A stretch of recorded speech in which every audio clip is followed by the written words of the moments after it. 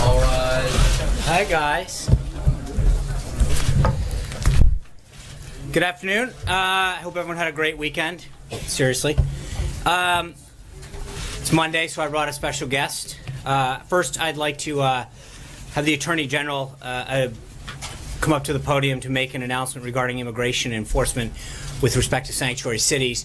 When the Attorney General is done speaking, we'll have time for a couple questions, and then I'll continue with the briefing. So if your question is not germane to sanctuary cities, keep your hand down, and we'll get to it after we go through the events of the day. So with that, Attorney General Sessions, come on up. Thank you. Thank you, Sean.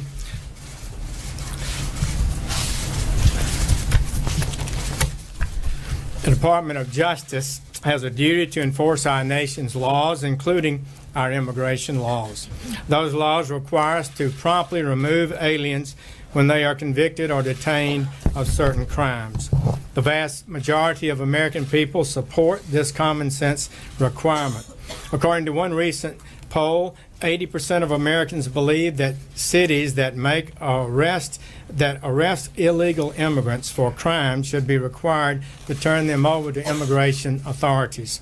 Unfortunately, some states and cities have adopted policies designed to frustrate this enforcement of immigration laws. This includes refusing to detain known felons under federal detainer request or otherwise failing to comply with these laws.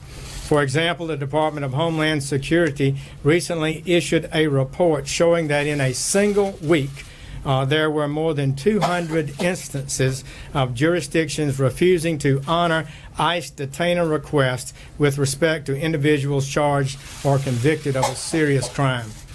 The charges and convictions against these aliens include drug trafficking, hit and run, rape, sex offenses against a child, and even murder. Such policies cannot continue. They make our nation less safe by putting dangerous criminals back on the streets. We all remember the tragic case of Kate Steinle, the 32-year-old woman who was shot and killed 2 years ago in San Francisco as she walked along a pier with her father. The shooter, Francisco Sanchez, was an illegal immigrant who had already been deported 5 times and had 7 felony convictions.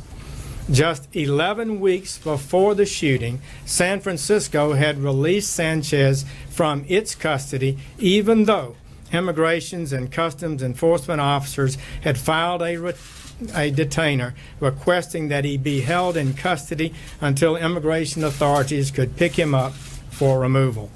Even worse, Sanchez admitted the only reason he came to San Francisco was because it was a sanctuary city. A similar story unfolded just last week whenever Wallace, an illegal immigrant and a Mexican national, was charged with murder and robbery of a man at a light rail station. Wallace was released from a Denver jail in late December, despite the fact that ICE had lodged a detainer for his removal. The American people are not happy with these results. They know that when cities and states refuse to help enforce immigration laws, our nation is less safe. Failure to deport aliens who are convicted of criminal offenses puts whole communities at risk, especially immigrant communities in the very sanctuary jurisdictions that seek to protect the perpetrators. DUIs, assaults, burglaries, drug crimes, gang rapes, crimes against children, and murderers. Countless Americans would be alive today, and countless loved ones would not be grieving today if these policies of sanctuary cities were ended. Not only do these policies endanger lives of every American, just last May, the Department of Justice Inspector General found that these policies also violate federal law. The President has rightly said disregard for law must end. In his executive order, he stated that it is the policy of the executive branch to ensure that states and cities comply with all federal laws, including all immigration laws. Today, I'm urging states and local jurisdictions to comply with these federal laws, including 8 U.S.C. Section 1373. Moreover, the Department of Justice will require that jurisdictions seeking or applying for Department of Justice grants to certify compliance with 1373 as a condition of receiving those awards. This policy is entirely consistent with the Department of Justice's Office of Justice Programs guidance that was issued just last summer under the previous administration. This guidance requires state and local jurisdictions to comply and certify compliance with Section 1373 in order to be eligible for OJP grants. It also made clear that failure to remedy violations could result in withholding grants, termination of grants, and disbarment or ineligibility for future grants. The Department of Justice will also take all lawful steps to claw back any funds awarded to a jurisdiction that willfully violates 1373. In the current fiscal year, the Department of Justice's Office of Justice Programs and Community-Oriented Policing Services anticipates awarding more than $4.1 billion in grants.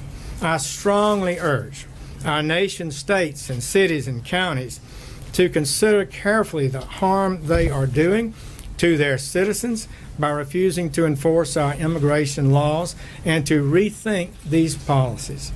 Such policies make their cities and states less safe. Public safety as well as national security are at stake and put them at risk of losing federal dollars. The American people want and deserve a lawful system of immigration that keeps us safe and one that serves the national interest. This expectation is reasonable, just, and our government has the duty to meet it, and we will meet it. Thank you. Mr. Sessions, in Montgomery County, Texas, Montgomery County, right up the road, there was a rape in Maryland, at Rockville High School. Has anyone from the Department of Justice had any conversation with anyone in Montgomery County or Rockville, as they describe themselves as sanctuary county and city, and there's also a boatload of federal government in Montgomery County? Well, you know, Maryland is talking about a state law to make the state a sanctuary state. The governor is opposed to that, I'm glad to hear. That would be such a mistake. I would plead with the people of Maryland to understand that this makes the state of Maryland more at risk for violence and crime, that it's not good policy. And as a former prosecutor for many years in state and federal law on and jurisdictions, I just know the historic relationship different federal agencies have with regard to honoring detainers. It's just a fundamental principle of law enforcement that if you have a person arrested and another jurisdiction has a charge, then they file a detainer, and when you finish with the prisoner, you turn them over to the next jurisdiction for their adjudication. That is what should be done. Right. So, Let me answer the question. Mr. Attorney General. Major.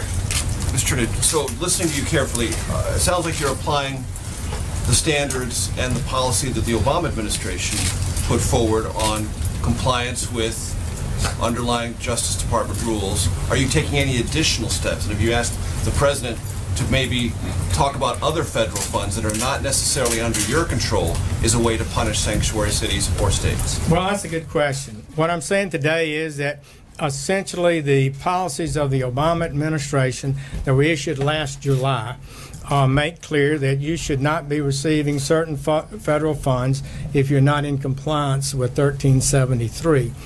We believe that grants in the future could be issued that have additional requirements, as every grant that's being issued in America today usually has a requirement that if you qualify for this grant, you have to meet certain requirements. So we'll be looking at that in the future, and we'll continue to pursue it.